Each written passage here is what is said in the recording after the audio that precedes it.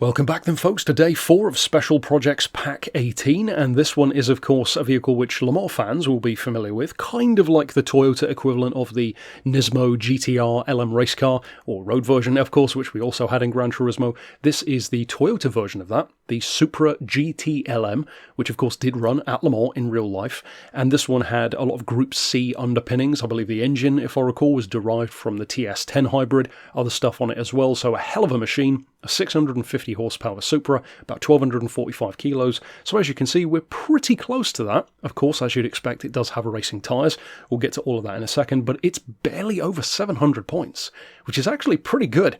For a 650 horsepower Supra, that's quite a weapon, potentially on the track. Now, as you can tell, of course, it does have the wide body, and I'm sure quite a few players have done a variation of this kind of livery, maybe with different numbers. Support even this player's livery if you want to, or download a different one if you want to. Of course, it's all up to you. So if we jump to the Ultimate section first, we've got the Stage 5 weight, which of course is the most important thing there, and a lot of this stuff that you would usually fit to a Supra, you don't need to, because, 650 horses is a lot, but for a Supra, not really. Usually they'd have a lot more than that in Gran Turismo terms. So, of course, all of the other weight loss is fitted as standard. The sports hards likewise are already on there. As far as the club sports section, you want the bored out engine. The stage 2 weight again is already accounted for by stage 5. Power restrictor and ballast. For the semi-racing stuff, we've got the crank, the ECU, the high RPM turbo, the fully customised diff. Again, with stage 3 weight, it's already done. I haven't opted to increase the rigidity on this one. Technically, you could, because it lowers the points a little bit. So you could use it as a little bit of a cheat if you wanted to, and once again you could do that as well just by doing that, the manual gearbox. So again, that immediately gets you under 700 points while keeping the correct specs. So that could be a good one to bear in mind if you do want to use this at the 700 point level. We've got the stroked up engine, of course, the air filter, silencer, manifold pads and discs. As you'd expect, suspension, transmission, and the clutch and flywheel. I've gone for racing hards, of course, being a racing build.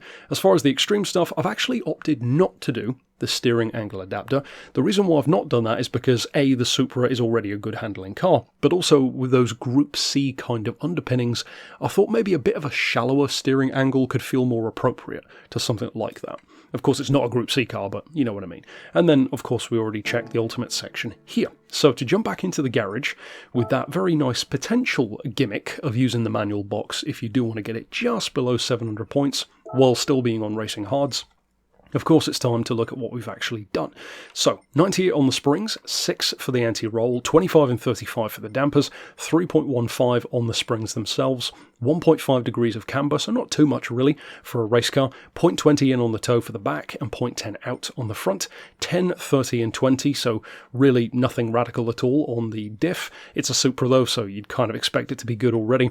As far as the transmission, I've gone for 330 kilometers an hour. At Le Mans, as you'll see in a second, you can do just over 200 miles an hour quite comfortably with that without actually hitting the red line. So I would suggest that's probably pretty accurate to how quick the real car would have been.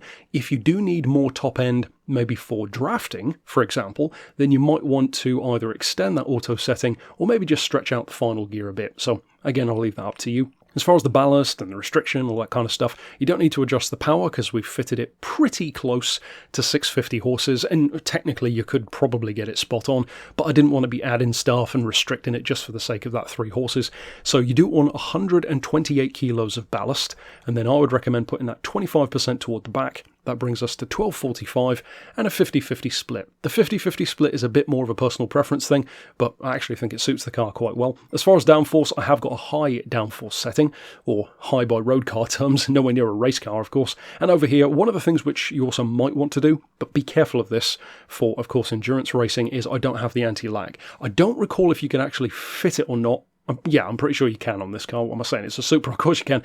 So if you do fit it, it will affect your fuel though. So I thought, well, being period correct, would it really had that kind of aggressive anti-lag? Not really, I wouldn't have thought. So I've opted not to do it. It's up to you though. And of course over here you can see the other stuff which we've fitted, or not fitted, as the case may be. Now though, we will, as I said, jump out to Le Mans so I can show you what the car can do in practice. Now, my notes for this car are actually fairly unsurprising, but also I would suggest that this is a vehicle that you could take further than I have if you want to. The reason why I say that is because it's really forgiving. It's super smooth, it's not difficult to drive at all. I mean, of course, racing tyres on a Supra, it's never going to be a challenge, but with these kind of levels of power and performance and much lower weight, you never know what vehicle might end up being squirrely, especially if you stiffen it up and lower the springs on a track like Lasart. If it's got bad springs, then the straight is going to show that up. This one though, it's very, very easy to use, and that is my note. You might want to tighten it up even more than I had.